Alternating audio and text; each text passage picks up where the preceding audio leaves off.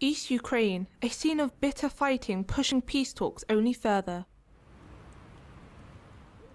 While Ukrainian troops draw from Donetsk airport's main terminal, pro-Russian rebels vow the fight is not over, and they will continue up to Donetsk borders. We will attack until we reach the borders of Donetsk region, and then, respectable media, I have already said this yesterday, and I am saying it today, if I see a threat to the Donetsk land from any other place, I will come and eliminate this threat there.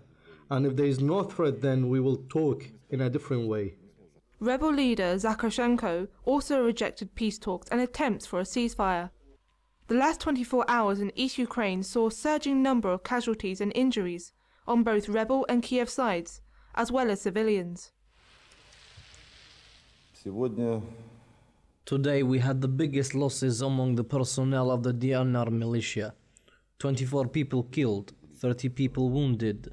The losses of our enemy are up to 50 people killed and wounded.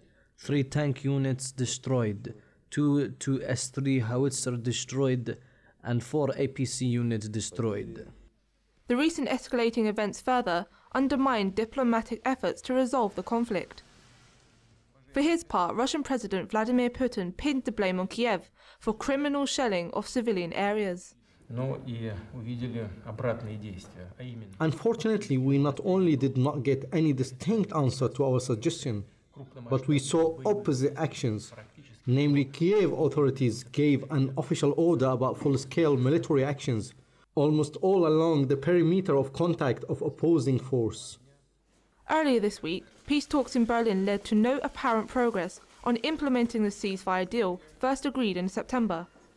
In an alarming announcement today, the United Nations Human Rights Office says 262 people died in the last 9 days alone. This, they noted, is the most deadly period since the Minsk agreement in September, which should have paved the way towards a ceasefire. Russia, Ukraine, and the Organization for Security and Cooperation in Europe are set to hold further discussions in the near future on implementation of agreements. But as each conflicting side fears the other is plotting a new attack, the rising compact is escalating fears for civilians and shattering diplomatic moves.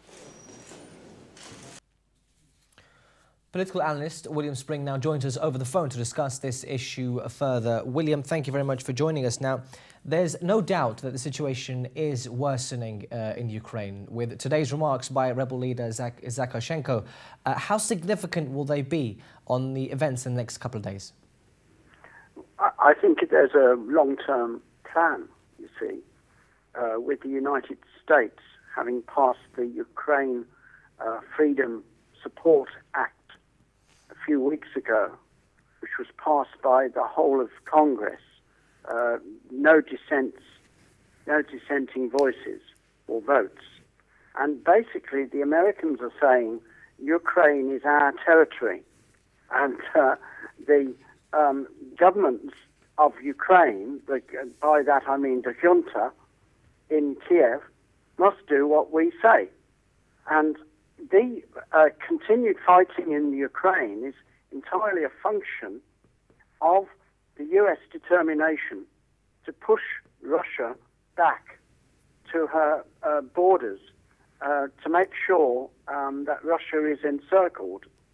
And this is a very dangerous situation for the world, because one would have thought there'd be some common sense somewhere that you cannot endeavor to humiliate a great power in the way the Americans are trying to do without some, negative consequences. Now, this war in Ukraine is entirely avoidable. It's being pushed, as I said, by the Americans with the support of their allies in Europe, particularly Chancellor Merkel. This war could be sorted out very quickly if there was any will on the side of the Americans and the NATO EU bloc to actually compromise. But there is no will on the part of the Americans and the EU bloc, William? NATO bloc, to compromise. William, do you think this declaration by the separatists, I'm just going to bring it back to Ukraine a bit more, the declaration by the separatists, will it be used by Kiev for its ambitions to call NATO intervention? Yes, they will use anything the separatists say in order to bring about NATO intervention, but it's a very high-risk strategy, NATO intervention.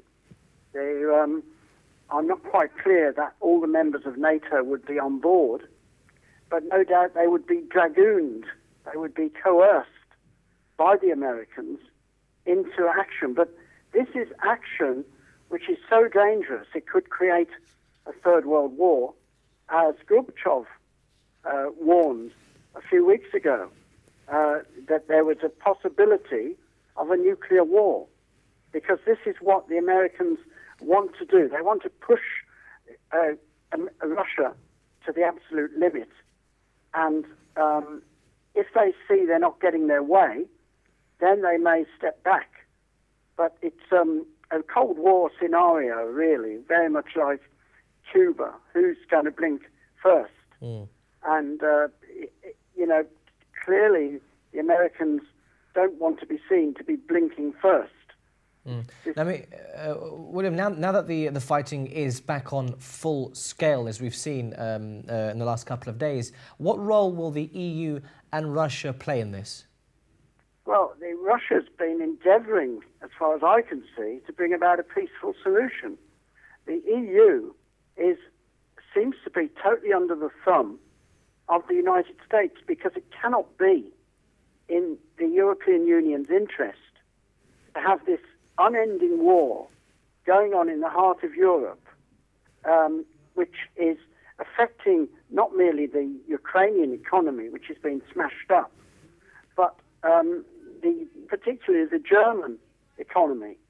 And why would Merkel want to back this insane project of perpetuating war in the east of Ukraine? What is needed is a solution. What is needed is some sort of statesmanship. And the Europeans seem totally incapable of producing anything resembling statesmanship in this situation. They are behaving more like satellites of the USA, which is a pity. I mean, just going back to the discussion of these separatists, they have sort of maintained that they are not interested in any peace talks in the future. How will Ukraine sort of react to this kind of rhetoric? Will they push forward, or will they come back a bit? How will they react? I think the junta, the rump government in Kiev, it simply does what the Americans tell them to do. If the Americans say to Yatsenyuk, etc., look, you must now show some willing to compromise and initiate a unilateral ceasefire, then, that would be a good thing. But they're not likely to do that while they're they've got the Ukraine Freedom Act in force. The Ukraine Freedom Act gives the United States a complete right to interfere in the internal affairs of Ukraine, at least in the eyes of Congress. And therefore, the chaps who are doing Washington's bidding in Kiev, the collaborationists, Poroshenko, who seems to be a war criminal, in fact, and together with Angela Merkel, these people are, not going to back down if they're given support by the USA. We're just going to have to leave it there, William. Thank you very much for your time. That's William Spring, a political analyst, who joins us. Thank you.